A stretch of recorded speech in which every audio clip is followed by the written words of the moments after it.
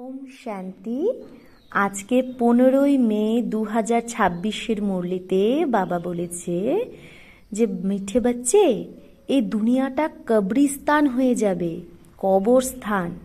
তাই এই কবরস্থানের সাথে অর্থাৎ এই দুনিয়ার সাথে এখন দিল লাগিও না, পরিস্তানকে ইয়াদ করো। কাকে ইয়াদ করো? পরিস্তান, স্বর্গকে ইয়াদ করো। আজকে বাবা বলেছে প্রশ্নে, তোমরা গরিব বাচ্চারা, তোমাদের মতো খুশ নসিব দুনিয়ায় আর কেউ নেই। কেন? একদিকে বাবা বলছে আমাদের গরিব বাচ্চা, আর একদিকে বলছে তোমাদের মতো ভাগ্যশালী কেউ নেই। কেন? কারণ তোমরা গরিব বাচ্চারাই ডাইরেক্ট সেই বাবার হয়েছ যার দ্বারা সদ্গতির বর্ষা পাওয়া যায়।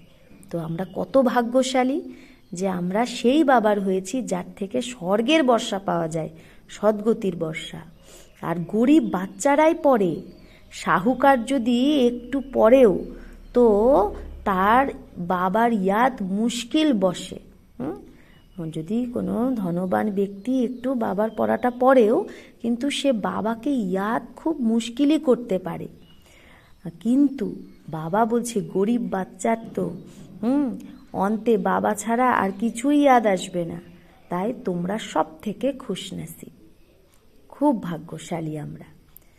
তো বাবা আজকে গীতও কত সুন্দর বলেছে, দিল কা সাহারা টুট না যায়। তো বাচ্চাদেরকে বাবা বোঝায় আর বাচ্চারাও বোঝে যে বারাবার এই জামানা এখন কবরিস্তান হবে। প্রথমে এই জামানাটাই কিন্তু পরিস্তান ছিল না, আগে স্বর্গ ছিল। এখন এটা পুরানো হয়ে গেছে, তাই একে কবরস্থান বলে। এখন সবাইকে এই কবর দাখিল হতেই হবে। পুরানো জিনিসই তো কবর দাখিল হয়, অর্থাৎ মাটিতে মিশে যায়। তো এটাও আমরা বাচ্চারা জানি, কিন্তু দুনিয়ার মানুষ কিন্তু জানে না। तो कुछ बिलायत वालों को मालूम होता है कि कब्र दाखिल होने का समय दिखता है। বাবা আজকে বলেছে কিছু বিদেশের মানুষও বুঝতে পারছে যে দুনিয়াটা এখন কবর দাখিল হবে। তোমরা বাচ্চারাও জানো যে পরিস্তান স্থাপন যে করছে আমাদের বাবা, সে আবার এসেছে। আবার এসেছে কেন? কারণ বাবা 5000 বছর আগেও এসেছিল। হ্যাঁ, তো বাবা বলছে যে আমরা কিন্তু এটা বুঝি যে আমরা যদি এই কবরস্থানের সাথে দিল লাগাই তাহলে আমাদের ঘাটাই হবে, লোকসানই হবে। আমরা এখন কল্প আগের মতো বাবার থেকে বর্ষা নিচ্ছি। তো এটা সব সময় যদি আমাদের বাচ্চাদের মনে থাকে, হ্যাঁ, বুদ্ধিতে প্রত্যেক কদমে যদি মনে থাকে যে আমি বাবার বর্ষা নিচ্ছি, এই দুনিয়া এখন কবর দাখিল হয়ে যাবে, বাবাকে আমাকে স্মরণ করতে হবে, এটাই তো মন মনা ভব। বাবার ইয়াদে থাকলেই তো আমরা পরিস্তানি হব। ভারত পরিস্তান ছিল, কিন্তু অন্য খণ্ড কিন্তু পরিস্থান হয় না। বাবা আজকে বলেছে ভারতই স্বর্গ হবে। তো এটা হলো মায়া রাবণের পাম্প। চারিদিকে দুনিয়ায় আমরা যা দেখছি এগুলো হচ্ছে রাবণের পাম্প। এগুলো এখন অল্প কিছুদিনই চলবে। এগুলো হচ্ছে মিথ্যা শো, ঝুটা শো, ঝুটি মায়া, ঝুটি কায়া, ঝুটা ইয়ে সংসার। এগুলো হচ্ছে লাস্টের সেই ভক্কার। এগুলো দেখে বোঝে স্বর্গ তো এখন। মানুষ এগুলো মায়ার ভাবকা দেখে ভাবছে এটাই স্বর্গ। প্রথমে নরক ছিল, বড় বড় মকান বানায়। এই 100 বছরেরই শো এগুলো। টেলিফোন, বিজলি, এরোপ্লেন আদি এগুলো সবই 100 বছরেই হয়েছে। যখন থেকে সঙ্গম যুগ শুরু হয়েছে তবেই সেই 100 বছরের মধ্যেই এই সায়েন্সের এত ভাবকা। তো মানুষ তাই ভাবে এটাই স্বর্গ।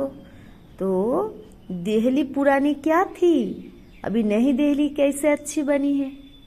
বলছে কত পুরানো দিল্লিটা, হ্যাঁ, কিরকম ছিল, এখন নতুন দিল্লি কত ভাবকা মায়ার, তাই মানুষ নতুন দিল্লি বলছে। কিন্তু আসলে তো এটা নতুন দিল্লি না, নতুন দিল্লি তো সত্য যুগে হবে। গান্ধীজিও তো বলতো রামরাজ্য হোক, পরিস্তান হোক। তো এগুলো হচ্ছে টেম্পোরারি মায়ার পাম্প। কত বড় বড় মকান বানাচ্ছে, ঝর্ণা, ফাউন্টেন বানাচ্ছে। একে আর্টিফিশিয়াল স্বর্গ বলে, অল্পকালের জন্য। তোমরা জানো এটার নাম কোনো স্বর্গ না। আমরা জানি না এটা কোনো স্বর্গ না, এটার নাম তো নরকই। নরকেরও এটা একটা শো। এগুলো অল্পকালের শো।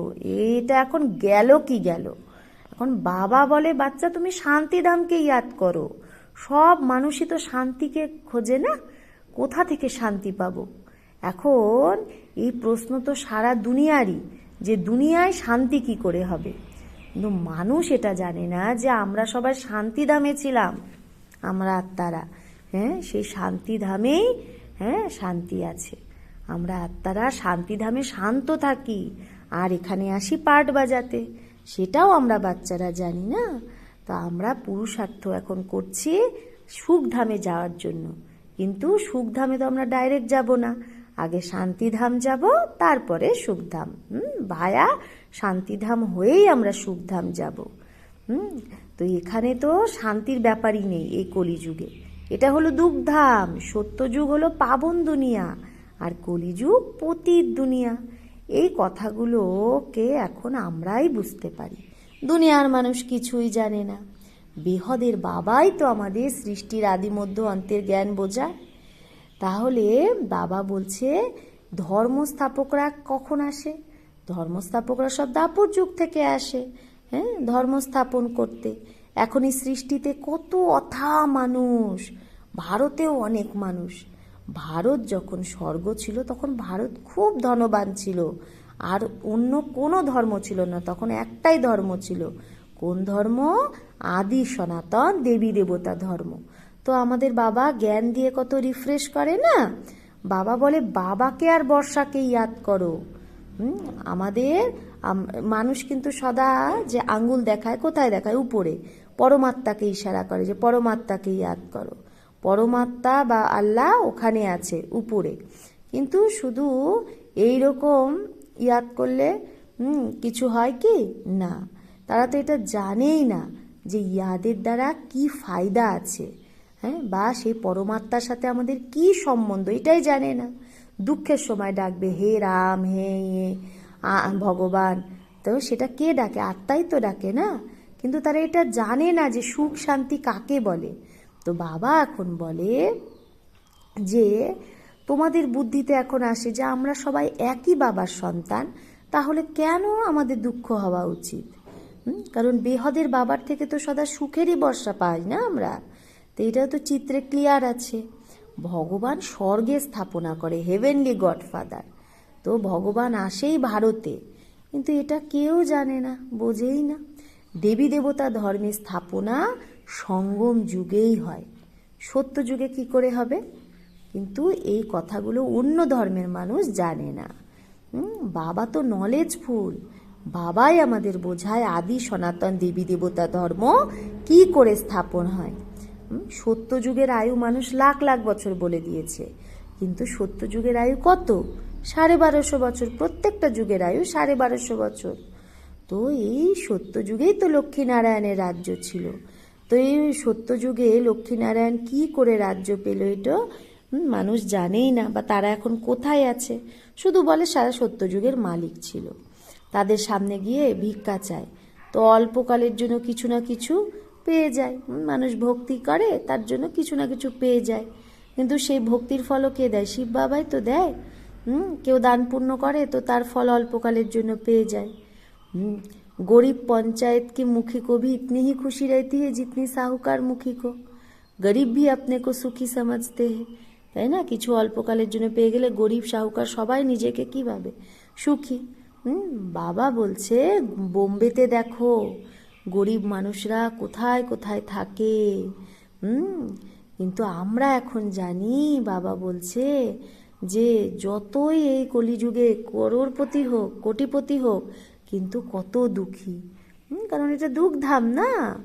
তো আমাদের মতো খুশনসিব কেউ নেই, কারণ আমরা ডাইরেক্ট বাবার হয়েছি, যার দ্বারা সদ্গতির বর্ষা আমরা পাই। তো বাবা আজকে বলছে বড় বড় ব্যক্তি কখনো উঁচু পদ পেতে পারে না, যে গরিব সেই সত্যযুগে সাহুকার হয়ে যায়। বাবা বলছে পড়ছে তো গরিব বাচ্চারাই, আমরাই পড়ছি। আর যারা ধনবান তাদের তো পড়ার সময়ই নেই, বাবাকে ইয়াদ করার সময় নেই, তারা আনপাড়। যদি অল্প পড়েও তাও বাবার ইয়াদ তারা করতে পারবে না। তাই বাবা বলছে অন্তে বাবা ছাড়া তোমাদের আর কিচ্ছু ইয়াদ থাকবে না। তো তোমরা তো জানোই এগুলো সব কবরস্থান হবে। তো বুদ্ধিতে আবার এটা থাকা উচিত যে এই যে আমরা ধান্দা আদি করছি এগুলো সব অল্প সময়ের জন্য। ধনবান লোক ধর্মশালা আদি বানায়, তো তারা কিন্তু কোনো ধান্দার জন্য বানায় না। যেখানে তীর্থস্থান আছে সেখানে যদি ধর্মশালা না থাকে তা কোথায় থাকবে? তার জন্য ধনবানরা সাহুকাররা ধর্মশালা বানায়। তাই ধর্মশালা এই জন্য বানায় না যে বিজনেসম্যানরা এসে সেখানে বিজনেস করবে, না, ধর্মশালা তীর্থস্থানেই বানানো হয়। তো বাবা আজকে কি বলছে, তোমাদের সেন্টার হলো বড় থেকে বড় তীর্থ। তোমাদের সেন্টার যেখানে যেখানে আছে সেটাই হলো বড় থেকে বড় তীর্থ, যেখান থেকে মানুষ সুখ শান্তি পায়। তোমাদের এই গীতা পাঠশালা বড়, এটা হলো সোর্স অফ ইনকাম।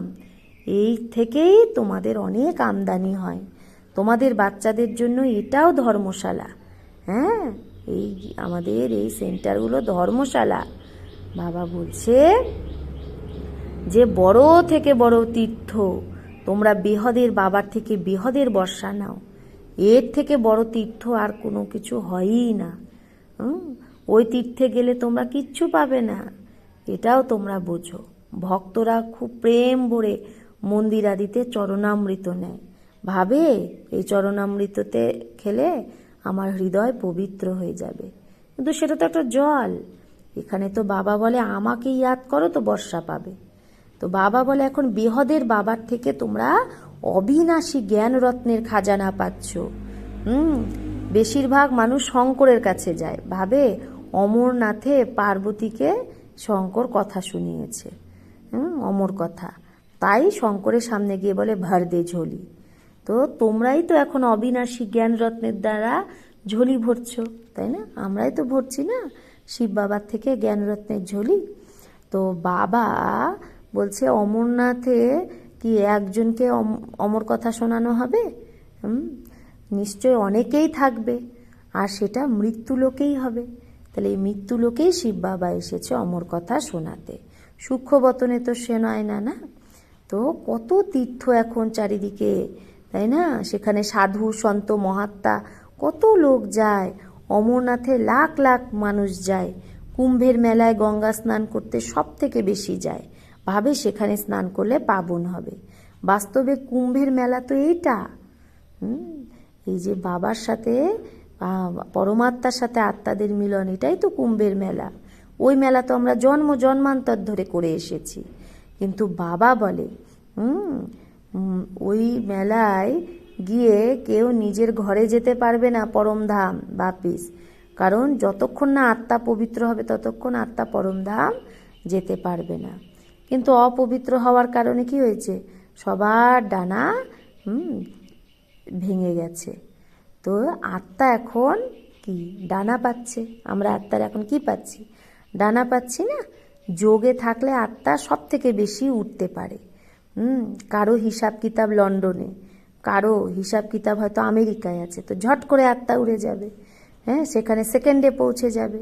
কিন্তু মুক্তিধামে তো যতক্ষণ না পর্যন্ত কর্মাতীত হবে ততক্ষণ পর্যন্ত যেতে পারবে না। ততক্ষণ এখানেই জন্ম মরণে আসতে হবে, কারণ এই ড্রামাটা টিক টিক করে চলে না।